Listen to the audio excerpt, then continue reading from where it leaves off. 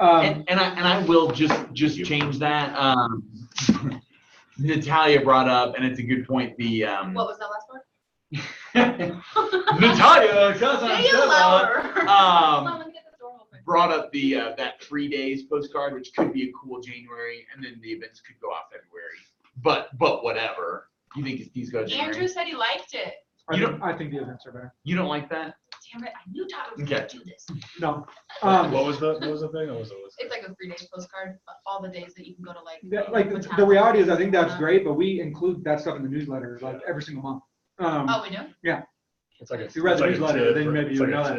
Oh, like 3 days or whatever. Okay. Yeah. So I think it's going to be a way more valuable touch to lay out the events for the year, especially because some of those events are like both branches are going to do a family portraits event. Like we're going to do stuff like that where I think it's going to be valuable for people to know, oh, okay, great. Come September, like I'll get family portraits, so I don't have to worry about that this year, whatever's going on. So, and then the other thing, the reason why the card's going to be valuable is we're going to specifically have like a VIP event laid on there and saying this is a VIP event, but you don't get an invite unless you're referring business. And so that's we're going to lay that out. So that way it incentivizes referrals from your sphere. So before we jump into actually planning the events, do you guys have questions about our 48 touch campaign next year? We've talked through it a couple of times, but I want to make sure you guys feel pretty good about what's going to happen and also just what you guys are responsible for versus what we're responsible for, making sure you guys feel really good about that balance between both of us. Any questions? I think not necessarily that question, but just the bigger heads notice on like a call night would be good. Yep. If we know like, hey, this event's here. Yeah, we'll send out an email every month saying, here's what the month looks like. Okay, perfect. Yeah, literally the point of us planning these events right now is I can tell you when the call night is going to be for the December event. Yeah. I can tell you that in January. That's great. I just want to protect those times. Yeah. And Yeah.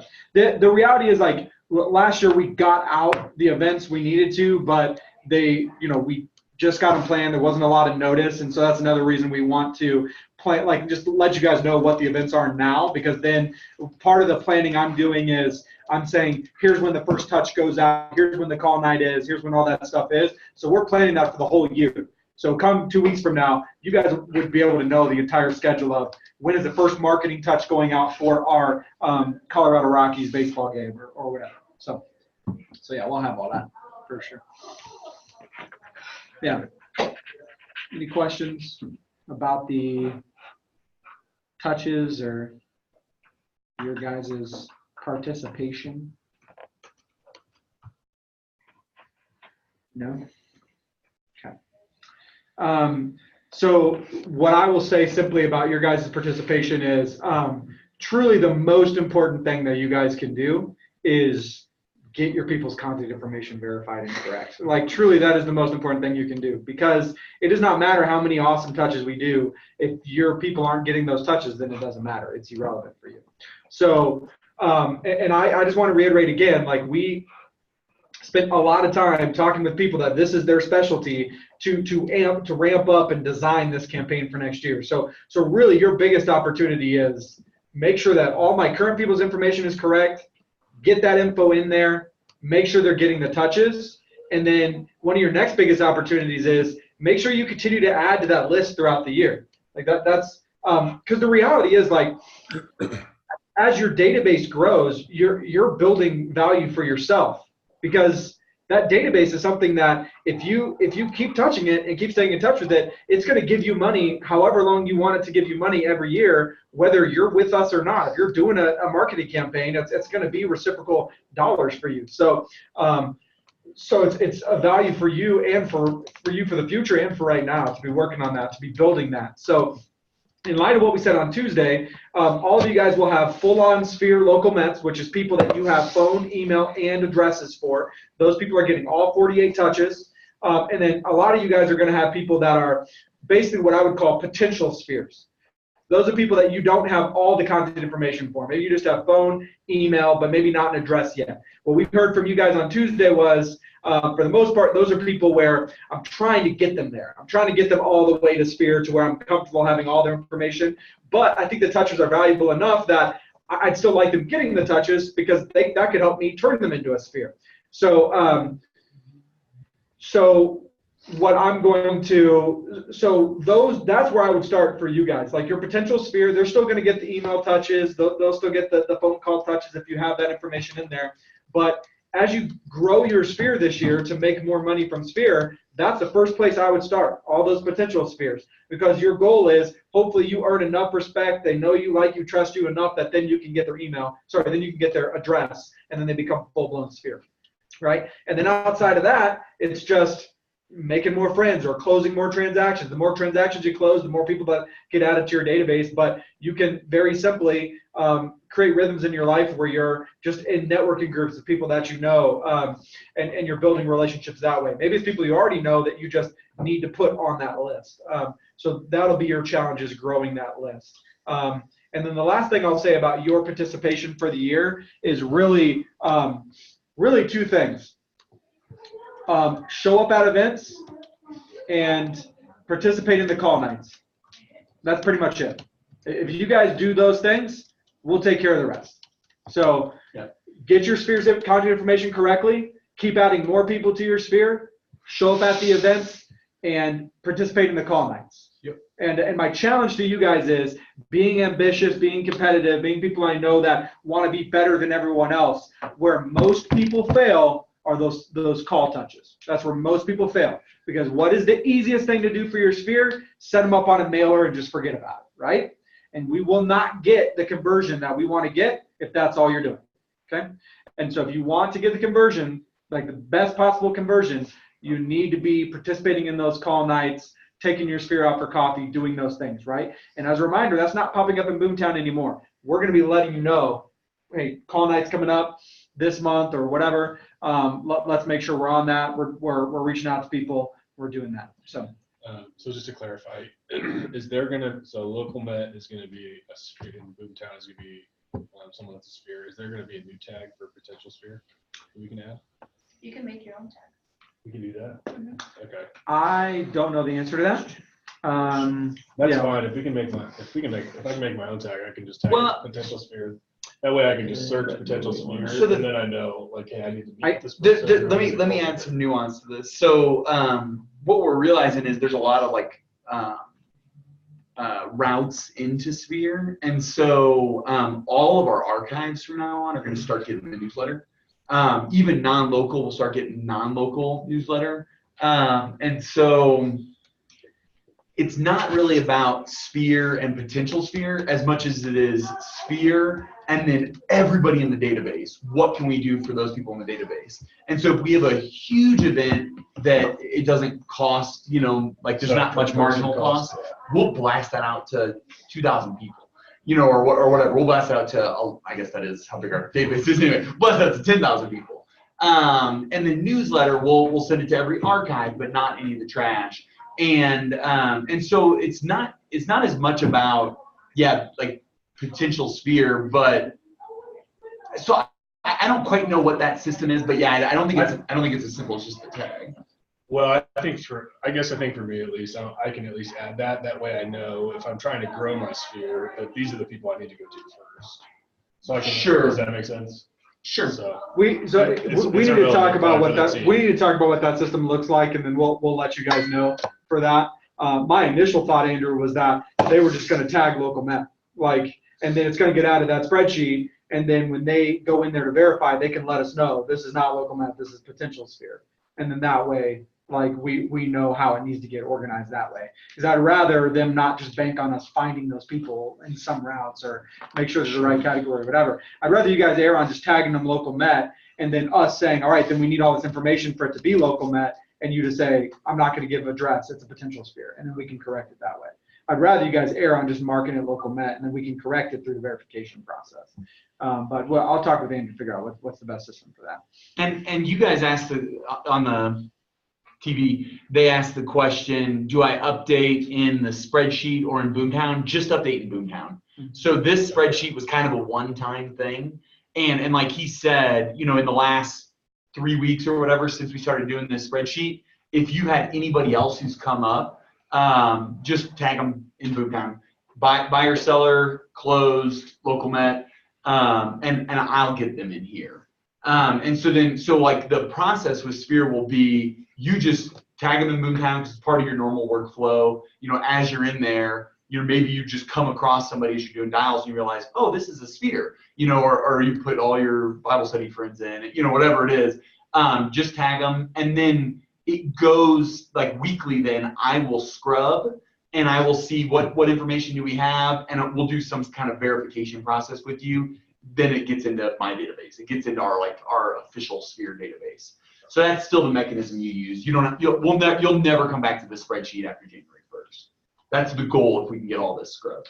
Okay, so as of by January 1st, then transition to editing. Yeah, so the way you're going to add a new Sphere is always going to be Boomtown. It's always going to be adding them to Boomtown. We will have systems to follow up with you for you to verify the contact information. So it might not be this exact spreadsheet, but it'll be something like this where we follow up and say, hey, you added 5 new Sphere to Boomtown this past month, so verify that this information is correct. And then there'll be an ongoing system where we'll reach out to ask you to verify the information of the new Sphere you're adding to Boomtown. But that's going to be the way that you add more people is through Boomtown. And the ideal process is you're putting them in buy sell category, their closed status, and then you are tagging local met. That's the ideal, like Sphere person is all 3 of those ways. As we've been scrubbing them in the spreadsheet, should we also be scrubbing them in Boomtown, or is somebody going to go through the spreadsheet and update Boomtown? Like, which one is the higher? Yeah. So we are not going to update Boomtown. We're not going to update Boomtown for you, primarily because the spreadsheet and the database that the spreadsheet is filling is what we're using in order to run the 48 touch campaign. So the only thing that I would be careful with is checking like email or phone number just to make sure like you have those. But the reality is, come call nights, we're not going to have you look at Boomtown. Like, we'll give you a list of your Sphere that we have and say, here's your Sphere people. So the idea is that moving forward, you're not going to need to use Boomtown to reach out to your Sphere. We'll run that system for you. So when you verify that information in the spreadsheet, we have it in our CRM, we run the 48 touch, and then when you show up for a call night, we say, all right, here's your Sphere with the verified information, and you could just kind of check through that as you're reaching out. So it shouldn't be necessary for anyone to have to go back and update Boomtown retroactively is our goal. So. What if our Spheres, their point of contact, or their preferred point of contact is email because they don't want anything?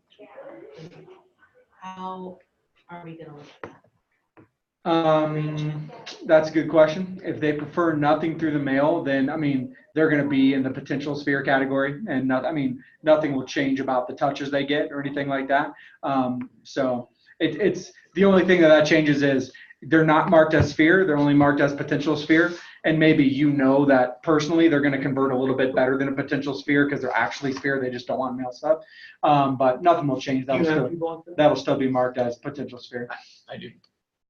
I have both ways. Some that didn't want to give email or like, yeah, I'd love to get physical mail, prefer to not get email. Right. And some vice versa. They kind of opted out. Yep. Not a ton. I probably have a couple dozen. Yeah. I mean, so it might be what you said, or it might be they're still in there. If they opted out, because we have people who've opted out of the newsletter, and so we're still working them. You know, they're still on my newsletter list, but they're not getting it. They've been getting it for a year. So I'm wondering if maybe I'll like track all of that in my CRM. So there may be additional scrubbing like that. Hey, as somebody mentions it to you, oh, don't send me any mail. You let us know. I don't know how that's going to like systematically transfer yet. Sure. Maybe. But that's all the detail I want to, because I kind of want to take attendance a little bit at Sphere events, figure out who came. And this person, we verified their info, within the last 6 months. And so for me, there's a lot more scrubbing I'll constantly do on the Sphere to keep it polished and, where we at with people, and these are the VIPs because they sent referrals, and these people sent multiple referrals. Yeah, the reality is, like, the primary way you're going to be able to make sure your sphere does not get a certain touch is not having their contact information in that scrub list, so not having the email or not having the mailer. The only reason it's going to matter on whether we count them as sphere or not is just for the numbers of how many sphere you have and what your sphere conversion is. So if you just make sure the right contact information is in there and the stuff they don't want is deleted, they'll get the right amount of touches that they're supposed to get. The only thing it's going to affect is, like, well, I thought I had 100 people in my sphere. Well, technically we're counting it as 50 because we only see 50 with full contact information. But, you know, at the end of the year, we'll learn what that means for you, you know, and so it's just going to throw off the numbers more than anything else. So yeah, so so like people that we said delete from sphere are not going to be deleted from Boomtown this time. You cannot delete people from Boomtown. It's not possible. We'll trash them for you though. Okay. I think we'll trash them. Yeah, I think it would be, yeah, we could figure out the system for that. I don't know if there's people in there where you're like, this is not sphere, but sure, treat them as an archive, or this is not sphere, this needs to be trash. And so I think that's a little bit of you looking at those people and being able to categorize that. I agree. Yeah, you're right. Because your scrubbing is kind of separate from the sphere. You know, as you've been scrubbing, you've been setting people in the right category. Yeah. Mark is asking, what's the difference from a touch standpoint between a key Met local and a Met local? As of right now, really the only difference is going to be the VIP events and getting that stuff. I think that it's also going to be a way that we're going to help you prioritize calls and touches. So on a call night, I'm going to say start with your key local Mets. I'm going to say start with those people. So I think with those times, it's going to be a way to prioritize touches. With other times, like for the VIP events, they're going to be the only ones getting them. So that would be that'd be my. And we're talking about if we're going to do pies at Thanksgiving and things like that. So, you know, the lion's share of the work is 48 touches. Data is clean, and the touches are going consistently. And then the next level is, and that would be, again, the people we do pies for is probably not all 2,000 people. But doggone it, we can do, you know, 150 pies. So deliver a pie by hand. And so the key Met local, I think there's just more polishing to do. It's, but that's gonna be probably where we start working Q2 of next year. Yeah. Agents, you spend time on these key Met locals in the call nights, in the pop buy events, stuff like that. Yeah, and from a very simplistic standpoint, I think there's going to be various reasons as to why someone doesn't have all the contact information, and all we can say is, what we know for sure is if we have all the contact information and you let us do all the touches, then we feel good about what the conversion rate is going to be. And regardless of the reason, if we don't have all the contact information, then we assume the conversion rate is going to be worse. Whether it's because they prefer not to get mailers or whether it's because you just don't have their address yet, we're just going to assume that conversion rate is going to be worse. And so your goal is going to be grow the amount of people you have all contact information for, because we believe we know what the conversion rate looks like for that. And so there will be various reasons why they don't have all of it, and that's fine. But the goal still will be to grow the people that have all the contact info. So any other questions with that? Those are good questions as we're thinking about Sphere and adding to it and building it. Our big focus kind of as we end the year with the Sphere scrub list and getting that done, we'll start talking a lot more about adding to Sphere and growing your Sphere database and what that looks like, because the focus is going to be way more on adding more people to it than it's scrubbing your current people. So understand, scrubbing your current people is just what we're doing right now because that's the lowest hanging fruit.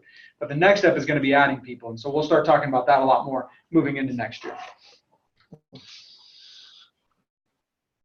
Events. Yeah, any other questions before we jump on events?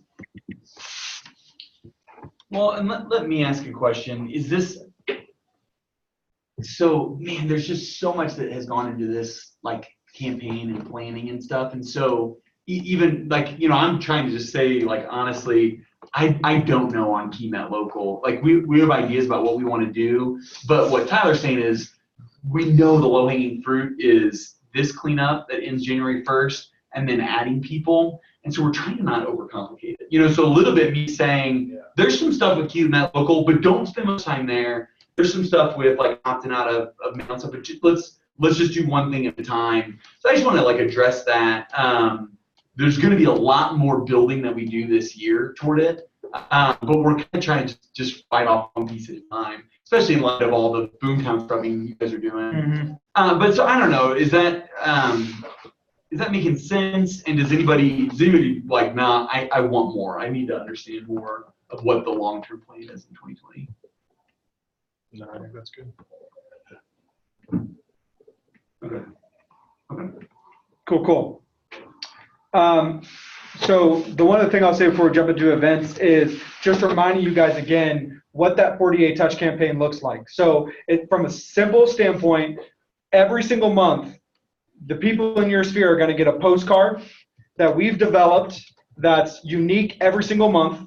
Those postcards will vary from, hey, here's the events we're doing this year, to something in November that says, if you didn't like the candy your neighbors passed out, we can help you get new neighbors, like stuff like that. So it'll vary from like kind of cheesy, funny postcards to things that are like specifically like, hey, here's the fireworks shows that are going to be available this year, things like that. So it's going to vary, but the idea is we all know what a mailer is for most people. I look at it over the trash can and then I throw it away. That's fine. The value of the mailer is that it helps to add like roundness to the entire campaign. So they see the mailer, and then that makes the email even more effective, and the phone call and the text and the event even more effective. So that's the idea.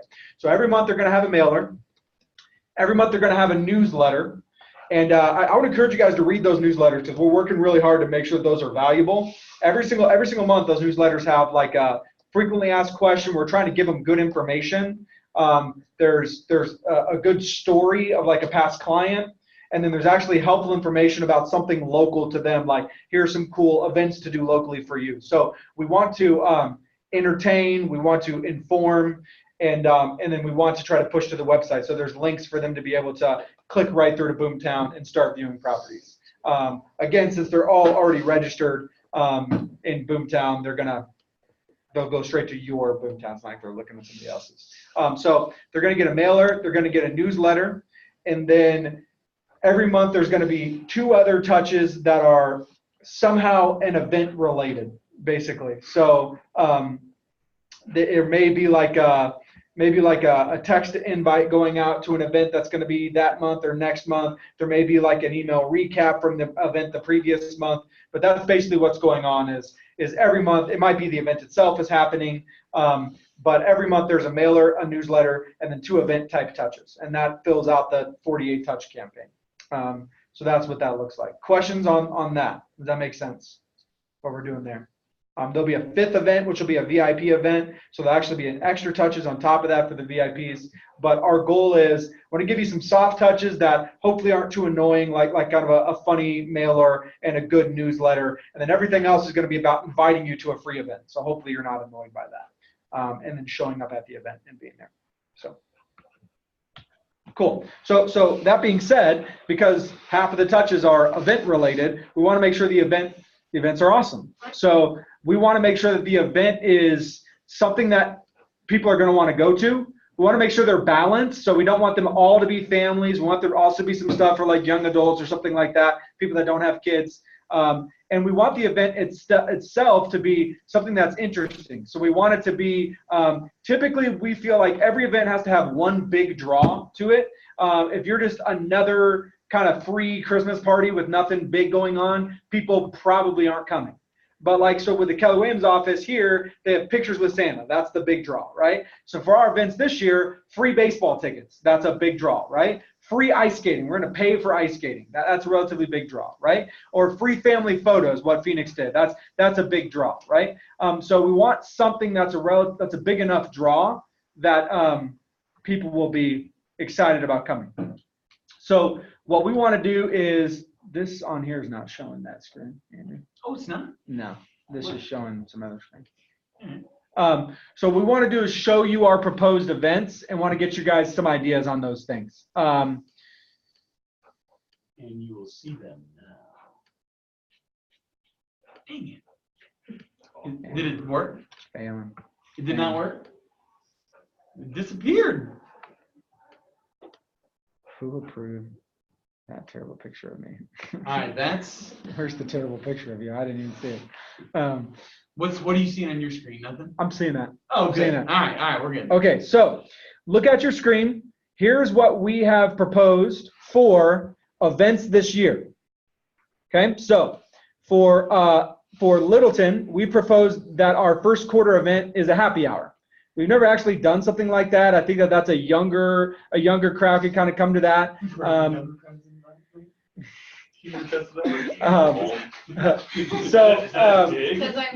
I make old guy jokes. Good one.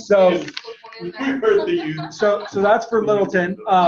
For Phoenix, it's going to be a spring training game. So there'll be a spring training baseball game in March, and then I'll have you guys spend some time talking about this. But sounds like you guys would like to do like a little kind of bar beforehand, like you did with the other baseball game. So that's the idea there. For Littleton, we'll do baseball game in June. So we'll do a Colorado Rockies game. Phoenix will then switch, and they'll do the happy hour in June. So you guys will do kind of similar to what we did in March. In July, we're going to do a VIP event. And so what this is going to be is it's kind of like those canvas and cocktails where you're like painting and drinking, except it's like building a cool little farmhouse sign and drinking at the same time. So we're going to do that event. It's going to be VIP because we're not going to be able to handle 300 people at this event. And so we'll only invite like people that are more active, referring you business. So that's going to be our event. We have to figure out venue on that and what that looks like, but we could very easily just, instead of going to some location that does that, we could just host it somewhere and have someone walk us through building it. I think of like for Littleton, I think of like Jeremy Carr could do that here. He does those signs and stuff. For both teams, September is family portraits and December is ice skating. So here's what I want you guys to do for a couple minutes. Actually, Michelle says her friend owns a board and brush and may be able to help with the farmhouse house. That's great. Okay, that's great. So here's what I want you guys to do. Like, take a couple minutes with the people that you're sitting next to, and let's discuss these events. And what I want you guys to talk about is, does this sound like the right event? And then if so, what would that event look like? Where would it be? What would the timing look like? Things like that. So maybe you guys are going to be able to help me decide, hey, is it early September? Is it late September? Maybe you guys say, no, October is going to be better for family portraits. So I'd like you guys to like discuss kind of in some small groups, and then we'll come back and share with everyone your thoughts on these events. So talk about each one. Talk about if you think that it is, good timing.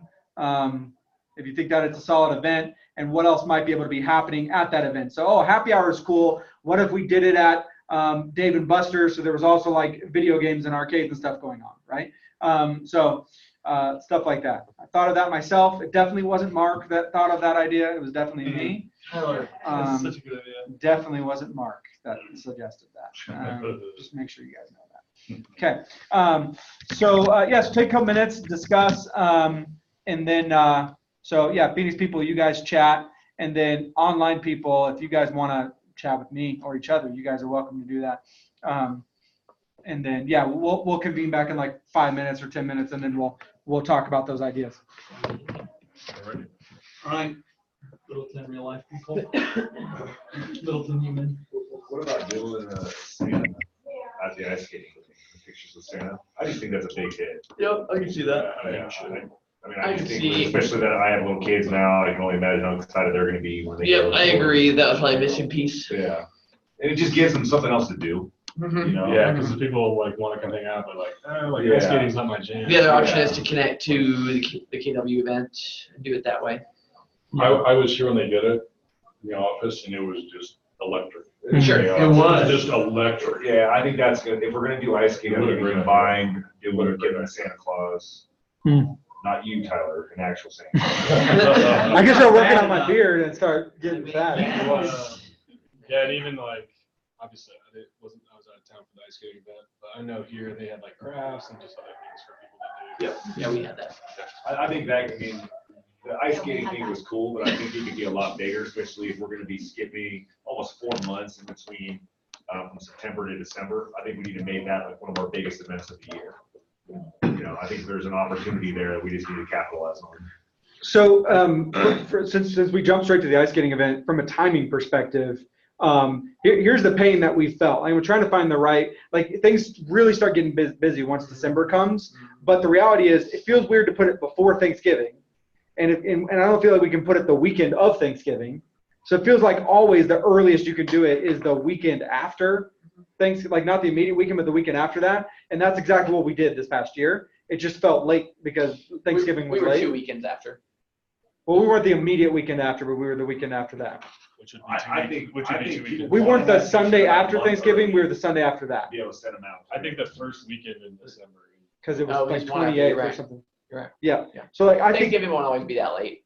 yeah. Yeah, I that think was that's kind of fine. anomaly. I think this that's year. fine. But so it's almost always going to be like the first weekend of December, unless that is the weekend after Thanksgiving.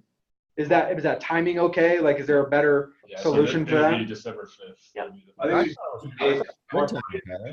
I didn't think it was late at all. you're gonna want those photos to be able What to was that, send out Mark? to other families. I didn't think it was late at all. I thought it was good timing. About like Okay, how long good. they're gonna be able to get those Good. actual. Just starts to get digital busy. There's so out to much stuff going on at the families, beginning of not December, be but at 2 Yeah, you weeks. just yeah, got to let Totally. people know way ahead of Like time within a and week. get out ahead of it. Minimum, so they I can totally put agree out. with you in saying that you really can't do it before Thanksgiving. It doesn't really make sense. I'm thinking, Yeah, you know, yeah. that first week. Like the closer it gets to Christmas, it's a little weird.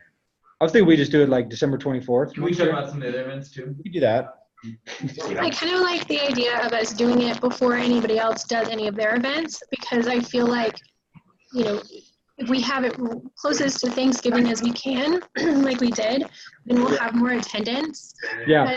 As December goes on, the more crowded schedule gets for, I think, a lot of people. Yeah. Cool. Okay. The last thing I'll say about that event is I like the idea of having Santa there. I think my other suggestion is ramped up crafts and things going on there. So I think that the room itself could have been a little bit more like decorated or stuff going on. And so I think that's a way to take that event up a little bit, is like, Polished. yeah, that room really feeling cool with a lot of like crafts and stuff going on could just be a way to make it slightly better. So The hard thing about that is just everybody ice skated, you know, and Yep. so like, man, I don't want to have this room that's just like decked out and then it's nobody in there. nobody's in there. Because Sure. you know, so that event doesn't lend itself well to other stuff. I don't think. I think the reason people if you want add in the there is layer 'cause of there adding the wasn't Santa, then it's I think you need to make the event 3 hours rather than 2 hours too. I think 2 hours was kind of like, okay, the goal is just to get them ice skating and then out of here. Like if we have an extra layer and add a Santa, we can Yeah. add some additional The- crafts to that have. Most of the people that went ice skating were like pretty new or like hadn't done it a lot. And so they were out there for like 30 minutes actually on the ice. Sure. And so I think the only reason we didn't get more people in the room is because there wasn't more going on. So Sure, that that's makes my sense. inclination. If we build it, we'll come. Yeah. Okay. So what about one of the other events? Family portraits, I could see that being a really popular one. So just being able to handle that many people and having kind of a set schedule. Mhm.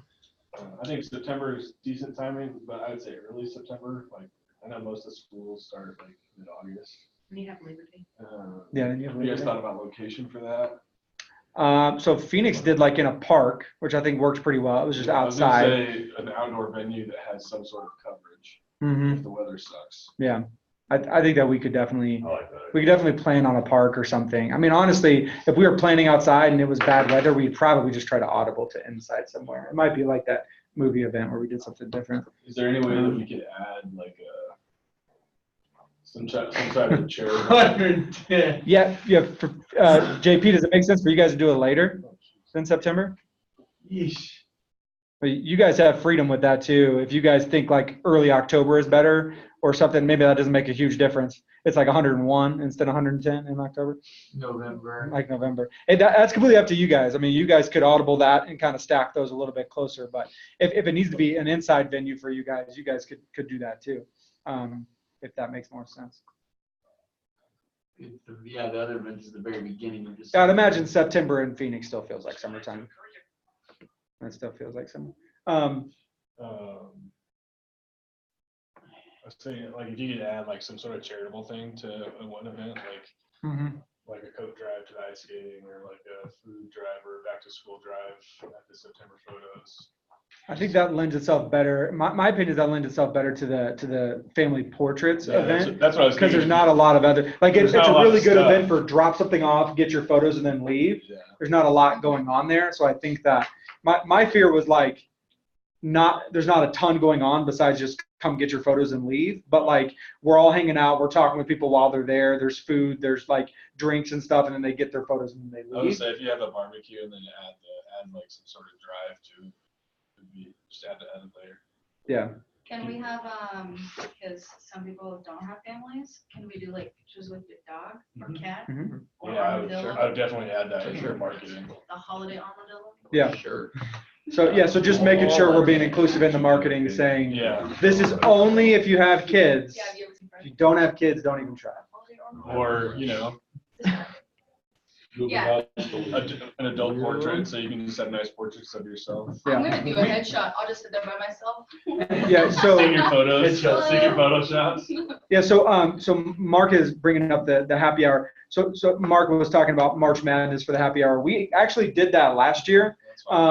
We did a bracket challenge and had a prize. We did the event here and had like 4 or 5 TVs set up. The awkwardness was we wanted to do it on a day that people were excited about it. Like, so we did it the first day of the games, but that's a Thursday. And so we ended up doing like a Thursday afternoon, evening, and we probably had 30 people show up. That was probably it. On Saturday. That's Saturday. So my Just opening weekend. My fear in doing that is I think sometimes you bump into people that have other traditions or events going on that you'll just never get them because they have an event or a tradition for that. So my idea for the happy hour was, it's a little cheesy, but doing leap day happy hour because it's a leap year. So we would do it on February 29th for Littleton. And there'd be no reason to necessarily have a theme, but just do it on that day. And then we could create something creative around the fact that it's, that day is only once every 4 years. And then we would do it at a venue where there's games and stuff going on. So it's drinks and food and free drinks, free food, and like games and stuff like that. But you could just do like a triple jump. And, it's all league related activities. Does that sound like interesting or lame? The Dave and Buster's thing I think is great. I like the Dave and Because Buster's there's better. gonna be stuff for little kids So glad I thought of that, as well Mark. as adults. so glad I thought of the Dave and Buster's Have idea. a shield. I was gonna say that. It's like a lot of families gonna be like, happy hour? Literally, I was like, Mark, we should do a happy hour. And Mark's like, you should do Dave and Buster's. It's like, you should do. It's like, yeah, you're right. That's way better. Yeah, I like the Dave and Buster's idea. Or even like main event. I think because there's like private rooms and stuff to do there, something like that. And so you could very easily, I think Dave and Buster's really communicates it's more of like, it's still like an adult, like you can bring kids to it, but it's an adult thing. And like we could get a vendor to pay for food and drinks. And then our giveaway thing could be like $10 card to go play games or something. And everyone gets that like whenever they come. And so I could see that. Yeah, Bridget likes Dave and Buster's. We should do some of those games we played at the holiday party. Minute to win it. Okay, I'm down. Sure. So It's hard to just giving stuff away. You need to earn something. Yeah. So I literally thought about at the happy hour there was some sort of games for prizes, but what we could literally do is stations set up in the room where we're timing it, and whoever like the top 3 times by the end of the event win prizes. Timing Dave and Buster's game? No, Or, timing like minute to win it games we have set up in our private room where like it's just throughout the day you can try it. I guess Matt and I will take our gift cards now. Yeah, so Bridget says that's much better than a raffle. That's what we're feeling is like the raffles that we've done, like hardly anyone participates. Like they don't even realize that it's going on. Yeah. And so I think that that could be a better idea, like a game like that. JP could be your minute to win it host. That's a great idea. He's got the ability. That's a good idea. It's like Dave and Buster's for that. So okay, from the timing perspective for that happy hour, like, do you guys think a March Madness makes more sense, or we try to avoid that and just have it be about Dave and Buster's, or? I think I like do Dave and both. Buster's. Dave and Buster's, March Madness at Dave and Buster's. Will they have TVs and stuff? They have a ton They have of a TVs. Dave and Buster's. Yeah. I figured it was like. So they have like the bar when you walk in, and then they have a lounge with the We need TVs, to get and shot, then once Tyler. you go, and then once you go further, You've never been to DV's. and then once you go further, there's like a whole other bar with TVs around it, and a whole other section. So, Okay, so Got here's parties. so here's my fear. My fear is it won't be a great turnout, but if you guys think it'll be a great turnout, like March Madness, Like my only fear with doing stuff like that is I don't want them to have some other tradition so they don't come. Like that's part of the reason why we're not doing like a big Easter thing this year, because someone else just might have their own Easter thing and they just don't come. If you guys think it'll be good draw, then I'm happy to do I it. think it just depends what time you do. Like, you're not doing it like late at night. So what if we did not do it like the Thursday, but we did it like the Friday or the Saturday of that weekend? Saturday for sure, and you gotta do it from like 1 to 4. It's the second round of games. It's in the afternoon, Dude, 1 and to so 4. okay, Yeah. okay, I'm okay with that idea. Bridget agrees. Yeah, she thinks it'll be a great turnout, and yeah, families and young people will come, and Especially if you, that's great. how do you guys feel about the farmhouse signs as a VIP event? I think it has to be because we just can't make it bigger than that. Like Well, there's gonna have to be like 50 invites and that's it, like 50 RCPs. And No, that's- I'm just saying, like, Is that what we want to do? Honestly, I mean, as I think about people in my sphere, like that just caters to like a bunch of ladies. Like I don't know. not the but the farmhouse sign. I don't think. I don't know. That's what I'm just throwing out there. Is if that's actually our best VIP event versus something else. What would other? I mean, so the benefit of an event like that, farmhouse signs or the wine and painting, is like it's small and lots of like conversation, and it just. It can feel like a conveys this VIP event intimacy. because there's like nicer alcohol provided, nicer food and snacks provided. Like you're walking away with a free something that you can hang up at your house. That's for sure. You know, But free car. do you think there's anything else like that, like that maybe conveys those same things? So could you just say, I have to think about it a little bit more. We actually thought about doing like the canvassing cocktails, like the painting, and we thought like the farmhouse sign would be a little bit more unique and could be slightly more masculine, where someone would want to actually do that. You could get each agent their own Topgolf bit. Their own Topgolf day. Set it up. Topgolf night.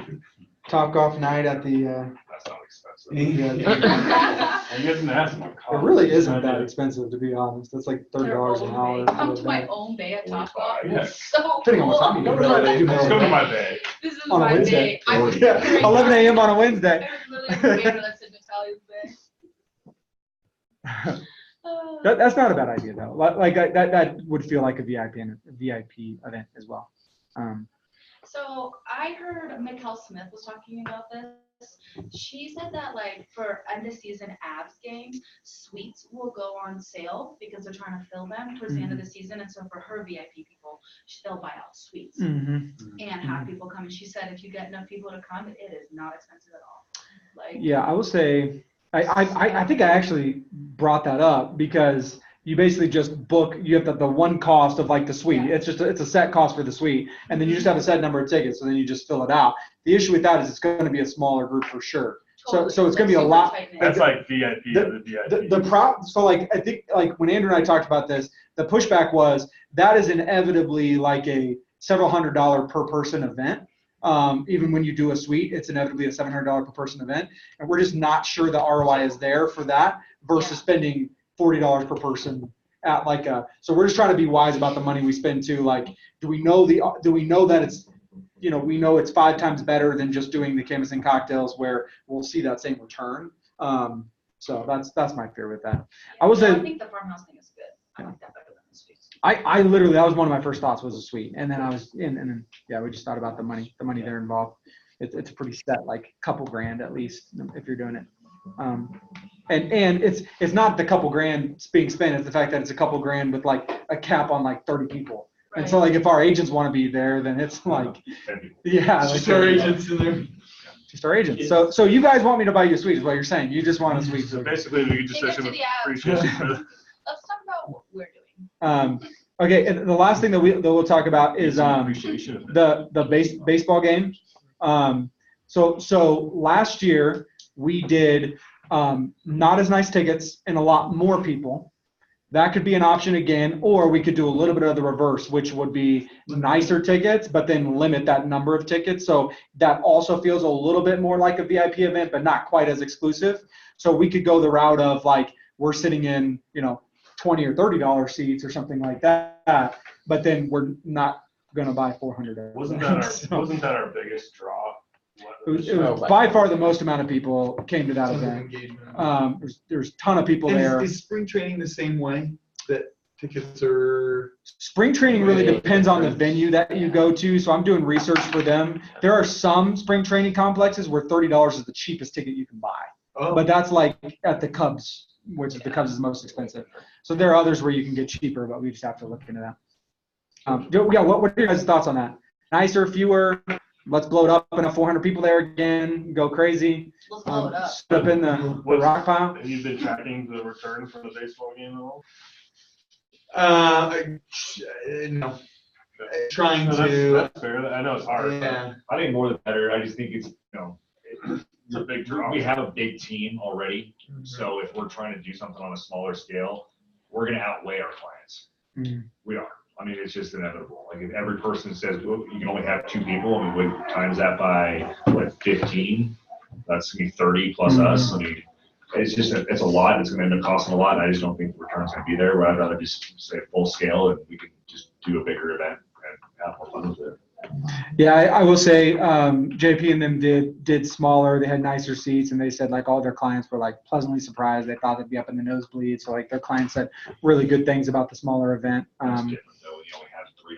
They have 3 members versus us. I mean, but the smaller event could be 100 people. With Mark says smaller, better as well. Yeah, I mean, like the tickets could be 4 times the cost if we did 100 people versus 400, and we would still spend the same amount of money. Like, but. Not much.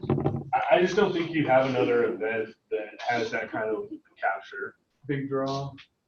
I think you're looking at variety of events. You've got some smaller ones. Smaller is better, but then that's your big catch-all. Yeah, I would go big. Go big or go home. And then I think it's just a matter of making sure that we have a good game plan, follow up with people that were there. The engagement doesn't maybe come at the event; it comes with post-event. Yeah. Yeah, Mark is saying obviously we'd probably eat less tickets. Like we ate probably, I mean, yeah, how many do we just end up eating the cost for this past year? A quarter. A quarter of them. So like almost 100 probably. 100 tickets we just ate because no matter how many times, like we verified as much as we could possibly verify. I know, people still. It still had 100 no-shows. Yeah. Obviously a smaller group of people that probably wouldn't happen. But As much as still happens. It just $20 or $30 doesn't get you very far. Yeah, I was gonna say it doesn't like you probably get more like $50 tickets to actually like make a substantial difference. I think what you're saying is a good point, which is ultimately we want to see balance in the events. We want there to be events that are big blowouts where there's a bunch of people coming and it's a huge thing where there's a big draw, and we want to see events that feel a little bit smaller and are a little bit like nicer. And so yeah, is the baseball that big blowout event, or is it something else? No, you got it. No, Andrew, please. I'm just kidding. I feel like. Anyway, happy hours. Okay. I'm fucking leaving. I felt like, and this is probably because some of us had to go up like onto the Rockies field to, be announced as top leaders in our market here. So I didn't have oh, you weren't there yet. Oh yeah, I just started my stuff and got my license in 2 weeks. Hey, whatever. Anyways, I didn't have any time with my sphere there. Yeah. And then by the time everybody walked in, I saw probably I have all the people's names in my phone, and I probably saw 10 out of 30 groups. I felt the exact same way. Like And when I I was got like, back, I was where like, is I wanted a everybody? map of where everyone was sitting Yeah, because I wanted to try like, to find drop a them. pin, But all like, of us at the event. and I think got that was like, fine. I ended up not seeing people, and then they were like, sorry, missed you, didn't even see you at all. So we think that was just an issue for the people that went to the field. Oh, really? thing. Okay. That's Yeah, I what don't he's know saying, because he feels like about everyone that. else got good time beforehand. Yeah, because I talked to all, I like none of them were my clients, but I got to talk to almost everyone. And then just hung out there and walked over with them and got So to we just got all of our clients on the field. Yeah. I think if we did field again, we'd limit it to 2, and it'd be like Matt and me or something. What? Okay. Well, just because we don't matter. And it would be none of you guys. That's No, let's pick people that are going on camera. Okay. All right, so Matt and me. Andrew, Matt and Andrew, me. go. I don't have a cardigan. No, okay, Andrew, go. Whoever has more hair on their head. So you didn't hear for all these jokes. Or we say no, because I definitely don't want that again. Our agency brought the most people, not spending any time. Sure. with people. I think the not the most important thing. The June Rockies home games aren't awesome. Oh, I had Rockies. Rockies Dodgers? Dodgers. It's When is not. that? That's they're on the road. They're at LA. So there's not So Pirates we're or going to LA? Pirates or Oh, Padres. it's a sports thing. Sorry about that, guys. Anyway, if So that's that's, what that app means. if that's not that important, you know. Is that away? I could have sworn I looked at I that. don't know what that means either. Oh, look, they're playing the Yankees. This will be great. That's probably not the biggest thing, but Mark was asking if we're doing the movie night next year. Seems like we're leaning towards not doing that. Tyler wanted to. I really but wanted I to just do said it. we flopped twice. We had wind blow the Because of the screen rain down out. 2 years ago. Rain out. He said this never happened before. It's too windy. And then last year got rained out. Yeah, so I fought for it because I thought it was one of our coolest, most efficient from a money perspective events that we do. We're like, we had like 100 RSVPs, but still had like 60 plus people show up when we rain called it to the office. But I think that the thought was that family portraits might be a bigger draw and would be like a better event. I think that's, I mean, family portraits are expensive, and so there's not a cost, like, that's a huge value add. Yeah.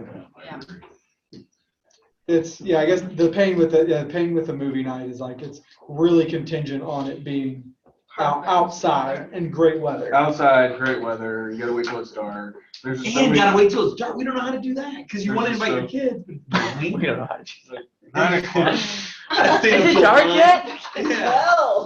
We'll do a movie outside in December. Yeah. Bring your parkas. Yeah. So that, Mark, that was our thought process on that. I fought for the movie, but I ultimately lost. So. I mean, does anyone else want to fight for the movie and move it indoors? Mark's saying. I think if it was indoors from the get-go, people wouldn't be as excited about coming. I think it's the idea Especially that not it's if like a it's movie here. in the park type thing, If we were gonna do it inside, it'd be like buying out a movie theater. Like that. which we've done that before with Colorado Springs, and there was a bunch of people that came, but hardly got any time with people, so it didn't feel like a good return on it. Love it. You could fill a theater with 200 plus people with that event for sure, but Oh, for sure, but then you're all sitting there in the dark and Mhm. you're like, does anyone have a referral for me? yeah, Who said that? yeah. Drive-in in Denver anymore? There are drive-ins. There's two drive-ins in Denver. There's one at- Denver Mart in Commerce City. They're not amazing. The Fort Collins one is awesome, but it's in Fort Collins. That's not dry. Going to Commerce City is, let me put it this way, scary, for lack of a Yes, better word. I It's- agree. Phoenix, how about you guys? Do you have a drive-in? Do you think outdoor movie? I mean, I guess it would just have to depend on when, because it's miserable most of the time. 20 degrees. January. Yeah, I mean, I feel like all of these, the only months that it would probably be nice would be like maybe October, November, December. And then in December, it gets kind of, I guess it could be in the daytime, but at night it would be chilly. January would be chilly, and then it just gets hot again. So, Yeah. Desert. At the extreme. That's the only event I wanted to do that just doesn't fit is a trunk or treat. How would you want to buy a house there? Trunk or treat. It doesn't fit the timeline. Yeah. Yeah. Any other thoughts on any of the events? I feel like we need another like mass event, something like the March happy hour. The cost of that only depends on the number of people that show up, right? Yep. Yeah. Yeah, and it obviously depends on how much the vendors are willing to do from the food and stuff like that. So if we had another like mass event where the cost was the same, depending only on the number of people that show up, I feel like it would be better, because if we're talking about June, the baseball being, kind of like a select invite only, and July being the same, then we're left with family portraits in September being the only other touch for the mass database. You know what I mean? Yeah, I think that's why most people are trying to advocate for the baseball game to be a bigger one, because they felt like that would be the big event. Because then that lends itself to. I agree though, the family portraits could feel smaller. Ice skating, we'd like it to be a blowout, but like we actually ended up capping the RSVPs at 100 because we didn't understand the venue. I think the ice skating could be a relatively big blowout event if we make sure we have the right venue that can handle however many RSVPs. Before we even got on you guys about RSVPing, it was already capped. So Yeah, Jerry says tough part about an event is having one that's fun enough to draw a mass amount of people. Yeah. Right. Who's Jerry? JP. JP? Jerry Paul. Jerry? Who is Jerry? JP, your name is Jerry? I thought his name was just JP. Yeah. Your parents named you JP. Hell Parents yeah. just named you. Okay, so like I kind of have a fun idea, but I have no idea how this would ever like come about. So let me see if we can maybe come to it. What about like a park that we rented out and did like a ton of crazy cool adult kid games, like a slip and slide, bouncy castle, like adult maybe flip cup because I'm fucking good on it. I could lead that one. And then there's like kid friendly things without like tequila, you know. But like I've seen like all these cool videos where they like basically made like a big carnival. And I know it's not probably expensive to rent out parks, but I'm just thinking about how do we get water to the slip and slide if we were to do that. And then like, but the other stuff you can do without water. But like, it would be kind of super fun. It's a lot of logistics, but we could do it at any time. And it's probably not that expensive. That's what probably I'm not thinking that is expensive. cost friendly, and then everyone just But comes and. does it pass our test of, like, you know, we've kind of had this simple, I want in like 2 words, 3 words to be able to share the value. So free baseball tickets, you know, like people are like, I'll come to that. Free baseball, that sounds great. Free family portrait. Yeah, and so what we found is it's hard to add value to an event when it's a lot of smaller things put together.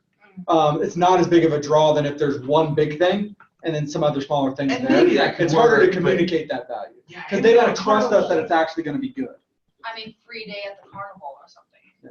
And then after that, dig into it. Oh, let's Like- just take everybody to the lakeside. Yeah, and then they're like, okay, it's actually relevant. Make it all Go to the drive-in.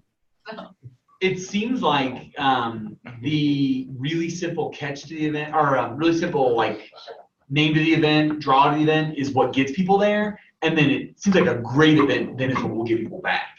And so there's a little bit of building to do where we haven't done the like, oh my gosh, I've never been to an event like that. You know, probably all of our events, we've had some good ones, we've had some flops, like, but I don't know that we've had have you heard of Relevater? Their events are just, and so I don't know, that's what made me hesitant to do the things we build, because I'm like, man, I don't know that our people trust us yet to say. But hopefully they will at some point. Like yeah, I'm hoping this year is the building. 2 or 3 trust. events in a row where they're like, man, Relevate's events are always great. Then it doesn't matter what we do. They're going to come to it no matter what because they see it's a Relevate event and they trust we're going to make it awesome.